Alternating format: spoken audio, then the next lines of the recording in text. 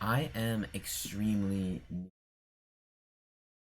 and I really just wanted to hop in, and I started getting a whole ton of what ifs. What if I could do this, and that has kind of led me to where I am today. I'm about like a week's worth in, so this is a bit of a like an introduction. Like I've already been playing, but start with the first things I did. So the first thing I did, of course, was especially for 3D, is establishing like the movement and then what I wanted to accomplish.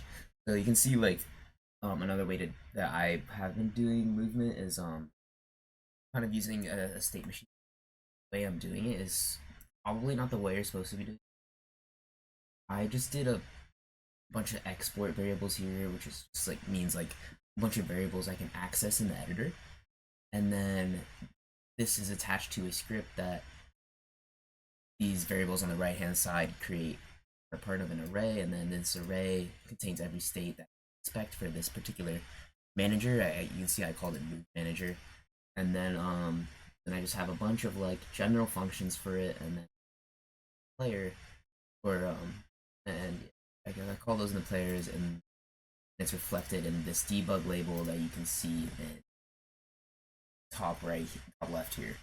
So the most attractive thing about games is when you're given, you immediately know when there's skill ceiling, what sort of skills you can learn. So one of the things I want to do that was one of the things I wanted to incorporate was a really cool sort of movement. So it's still in progress, but I will show what I have right now. So along with idle and walk, there's obviously the crouch and uncrouch, and then along with that, I do have right now a slide, but it's not complete. I still need to lower the camera height when the slide. Right now, I just have it sort of stopping the camera bobbing that happens with the movement. Um, but the next thing I have is of course a jump. So here we go. It's like a normal jump, and then next I have a dash jump, which is a bit harder to move in the air around. So a normal jump, you would just be able to move around into any sort of direction on the air. Because I didn't want to limit just the normal jump too much, but dash jump, well, because it's extremely more. As you can see, I turned the gravity to be a lot more same types of movement available. But the reason for that is because, as I said before, I wanted some sort of cool movement system where a lot of from here I started thinking, I started going in a whole bunch. So as you know, you have the slide already, and I really wanted to progress from that. A little bit of the code,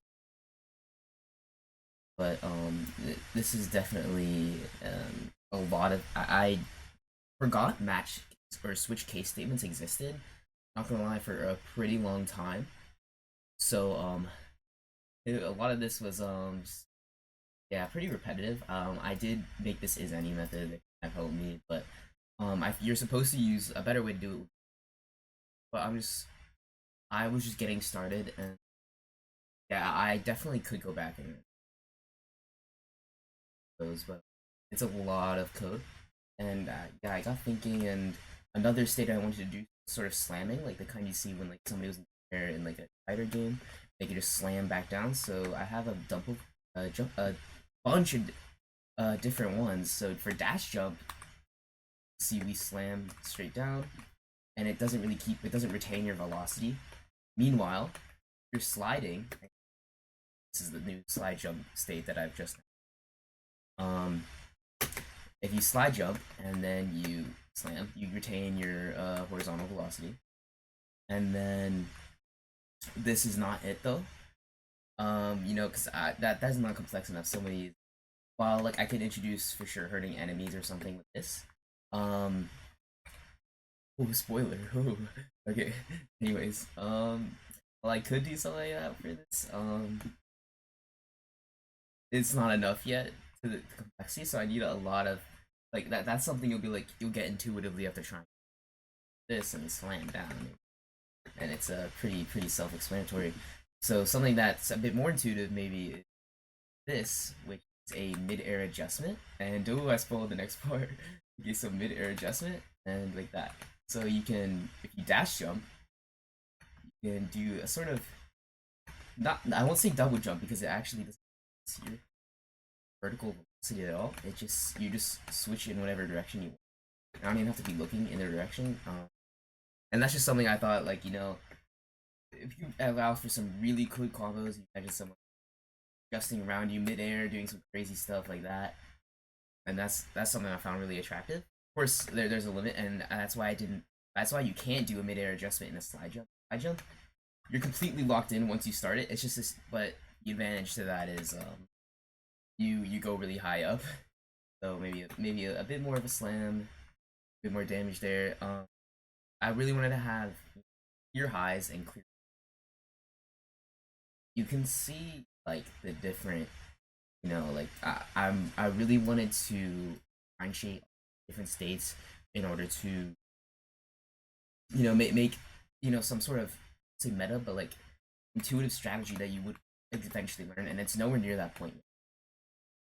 And then so the next point I had after that midair adjustment is the adjust slam slide. So this actually slams you down after the adjustment if you hit control or whatever the crouch key wanted to, and you will slide upon reaching the ground and you will accelerate to the ground faster. So that might not seem much. Like you can do an adjustment and then this and slide away a little bit, and that's pretty cool, I guess, by itself, in my opinion. But there's a bit more. So after that, I'm doing all this movement stuff. Well, if you think about like Smash, some sort of weapons, right? So I made this bow model, not the arrow, because I just didn't. Same for the tree or the temporary terrain. But I made this little bow, and it's pretty basic. I would say it took me. I say it's basic, but this took me a really long time because I didn't know how to do it. But it was a lot of just shocker. It was a lot of just animating, and you can see that collision shape going back along with the arrow.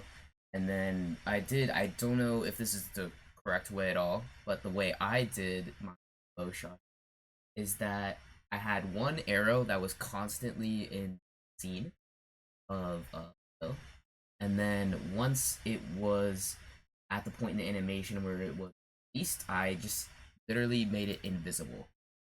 And then once I turned it invisible, I spawned another scene.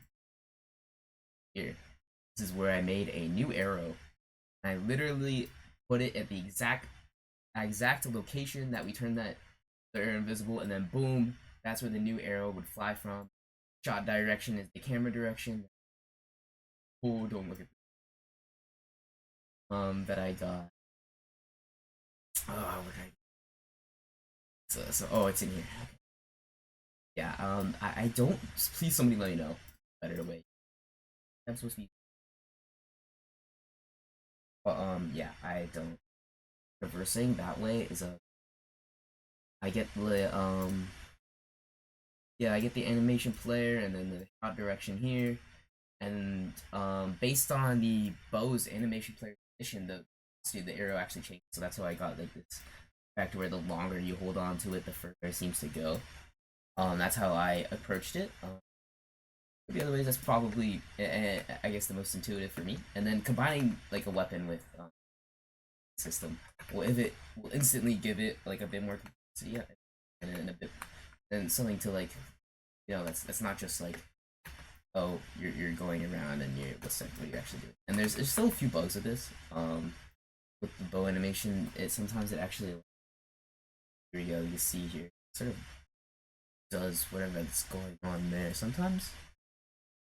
I don't know why, but and then that's that weapon.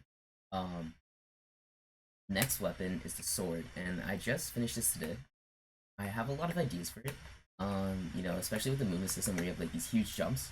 It'd be really cool if you could do not to spoil, but like a lunge attack or something. But for now, I tackled and this is it. Like, it looks so simple.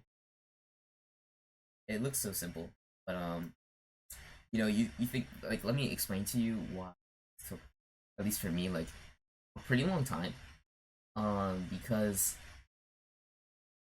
you have to, like, this may look like I'm just holding left click here. But here in this case that I'm about to do, left click. So that's three different cases, or that's two different input cases, but the same result.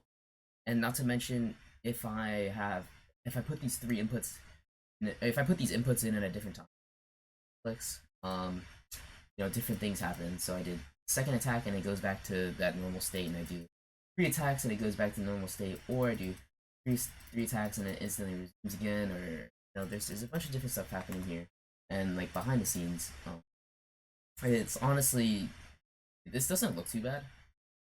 This looks like a bunch of if statements. Surprise! I did learn to use match statements. Yeah, but I wasn't quite familiar. And then, anyways, it doesn't look like much, but you know, that's basically what you're seeing here. Like, tons of conditionals and like that creates what animations are gonna be cute. And then I have a lot of plans for this one. Something for that. This rotation is still a bit bugged on this, on the arrow, and I'll get that. But this is the idea. This is the idea. And second goal is to, I'm starting small. Maybe the goal for a little. Oh, I forgot to show you something.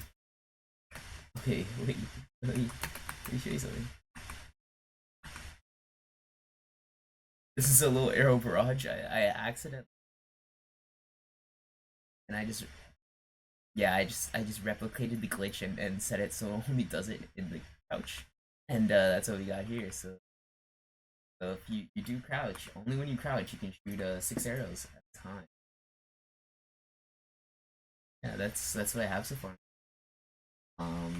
Well, I'm gonna improve on, like, have the shadow disabled for the bow, not for the arrow, I guess.